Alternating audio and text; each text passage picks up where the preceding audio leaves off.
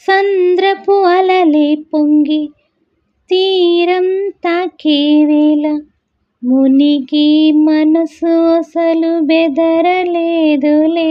Hi అండి, ఈరోజు నేను చుక్కకూర పెసరపప్పు వండబోతున్నాను.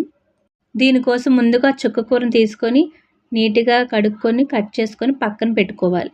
తర్వాత స్టవ్ ఆన్ చేసి పెసరపప్పును దోరగా వేయించుకోవాలి. చూసారా, ఇలా వేగితే వేగిపోయినట్టే.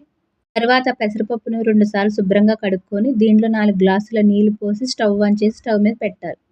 తరువాత 4-5 పచ్చిమిరకాయలు, పొడుగ్గా కట్ చేసిన ఒక ఉల్లిపాయ ముక్కలు వేయాలి. తరువాత ఒక స్పూన్ పసుపు కూడా వేసి పప్పును ఉడకనివ్వాలి. స్పూన్ నూనె కూడా వేసుకోవాలి. దీనివల్ల పప్పు త్వరగా ఉడుకుతుంది. పప్పు కొంచెం ఉడికిన తర్వాత కట్ చేసుకున్న ఈ చుక్కకూరను కూడా వేసుకోవాలి. ఆ తరువాత ఒక చిన్న సైజు 2 టమాటాలను కూడా కట్ చేసి వేసుకోవాలి. తగినంత ఉప్పు కూడా వేసుకోవాలి.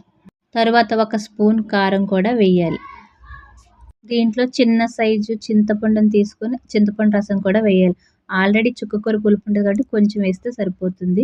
ఈ పప్పు బాగా మరిగిపోయిన తర్వాత స్టవ్ ఆన్ చేసి స్పూన్ ఆయిల్ వేసి ప్యాన్లో వెల్లుల్లిపాయలు, పోపులు వేసి పోపు పెట్టుకోమండి. అంతేనండి, చుక్కకూర పప్పు రెడీ. నా వీడియో నచ్చినట్లయితే సబ్స్క్రైబ్ చేసుకోండి, లైక్ చేయండి, షేర్ చేయండి. Thank you.